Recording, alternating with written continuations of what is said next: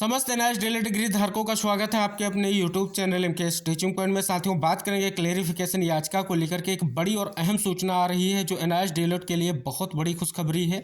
इस वीडियो के माध्यम से डिस्कस करेंगे। निवेदन करेंगे वीडियो को बिना स्किप किए हुए अंत तक देखें और सभी साथियों को शेयर करें। जो साथी चैनल पर पहली बार विजिट कर रहे हैं तो कृपया चैनल को सब्सक्राइब करके बेल आइकन प्रेस कर लें। जैसा कि साथियों आप सभी के सामने Kaushik Das versus state of West Bengal जो केस है क्लेरिफिकेशन का सुप्रीम कोर्ट में, उसके जो है स्टेटस आप सभी के सामने है।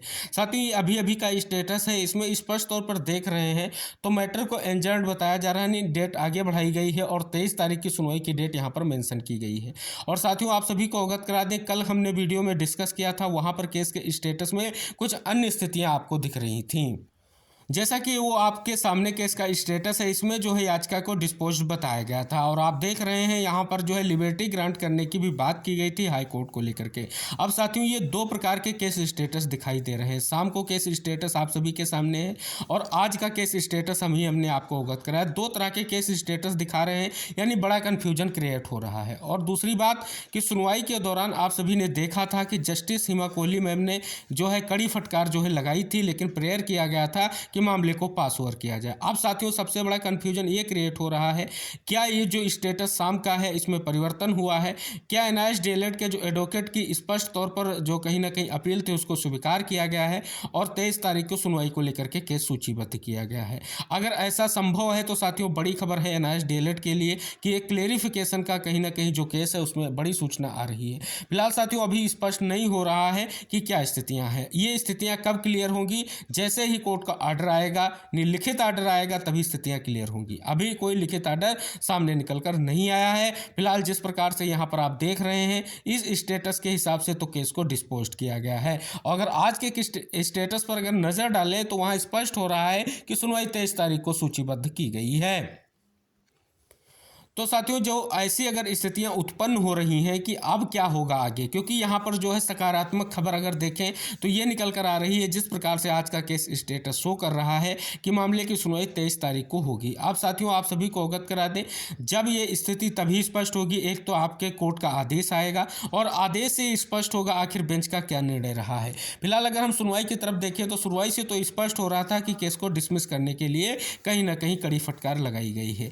अब क्या उम्मीदें निकलकर सामने आ रही हैं? क्या एनआईएस डीएलएड के जो साथी हैं स्पेशली वेस्ट बंगाल के, जिनके माध्यम से ये केस किया गया कौशिक दास, उसके माध्यम से क्या एक अहम सूचना निकलकर आएगी? क्योंकि साथियों इससे पहले आपको हमने अवगत कराया है कि कहीं ना कहीं एक अहम प्रयास भी किया गया है नंदन बोहरा सर के माध्यम से। आपने देखा था पिछली सुनवाई पे विवाह मखीजा मैम ने बहुत ही अच्छे आर्गूमेंट किए थे और कोर्ट के सामने वो महत्वपूर्ण तथ्य रखने को लेकर के स्थिति स्पष्ट की थी जो एनआईएस डीएलएड के लिए महत्वपूर्ण है। अब स्थितियां यही रही, कल की सुनवाई में कहीं ना कहीं उसको प्रेजेंट करने की बात नहीं रखी गई और ना ही स्पष्ट तौर पर केस को लेकर के स्थिति स्पष्ट की गई। अब साथियों आप देख रहे हैं कि ये कंफ्यूजन कल से बना हुआ है और बहुत सारे साथी कह रहे हैं कि इसको डिस्पोज नहीं किया गया है। आशा और विश्वास यही कि डिस्पोज ना किया गया हो और एक बार और सुनवाई हो जिससे जो गलती हो स्पष्ट हो सके, क्योंकि साथियों आने वाले केस में इसका जो है अगर डिस्पोज होगा तो नकारात्मक प्रभाव भी पड़ सकता है। जो केस चाहे रिव्यू पिटीशन हो या अन्य कोई केस हो, अगर इस बेंच में जाएगा तो कहीं ना कहीं एक ऐसा इंपैक्ट पड़ेगा कि ये एनआईएस डीएलएड का केस है, इससे पहले केस आया था तो वहां पर बातों को रखने के लिए समय दिया गया था लेकिन रखा नहीं गया था। तो इन समस्त चीजों को अगर हम इंगित करें तो एक बार अगर ये समय दे दिया गया है कोर्ट के माध्यम से तो अभी साथियों स्पष्ट नहीं हो रहा है। आप सभी को हम अवगत करा दें, फिलहाल हमने आपको अवगत भी कराया था कि स्पष्ट तौर पर जो है प्रयास जारी था कि अच्छी खासी पैरवी की जाए। इसके लिए नंदन बोहरा सर ने स्पष्ट तौर पर दो अहम जो है मुलाकातें की थी सुनवाई से पहले। उन्होंने क्या स्पष्ट तौर पर जो है ट्वीट के माध्यम से लिखा था कि सर्वोच्च न्यायालय के सम्मानित वरिष्ठ अधिवक्ता श्रीमान मुकुल रोहतगी जी व श्रीमती विभा दत्ता मखीजा जी से मुलाकात की है उनके चैम्बर में। सुनवाई के एक दिन पहले की ये बात है। लेकिन साथियों क्या स्थितियां रहीं जो कोर्ट में वो नहीं आ सकी और जो है आर्गूमेंट उनके द्वारा नहीं किए गए और वो डॉक्यूमेंट प्रेजेंट नहीं किए गए जो उन्होंने बहस के दौरान स्पष्ट किया था कि हम कोर्ट के सामने रखेंगे। तो साथियों स्पष्ट रूप से यह निष्कर्ष निकल रहा है कि कोर्ट से जो ये सूचना निकल कर आ रही है तो आप सभी लोगों के लिए सकारात्मक हो। फिलहाल साथियों पूर्ण संभावना है कि आज जो है आप सभी का जैसे ही स्पष्ट तौर पर लिखित आर्डर आता है सारी स्थितियां क्लियर हो जाएंगी जो इस याचिका के परपेच में आप सभी लोगों के लिए बनी हुई है। उम्मीद जताते हैं कि एनआईएस डीएलएड के लिए जो स्टेटस से ये अपडेट आई है, खुशखबरी मिल रही है कि डिसमिस केस पर सुनवाई की सूचना मिल रही है, तो आशा की जाती है एक ऐसा अहम निष्कर्ष जरूर देखने को मिले।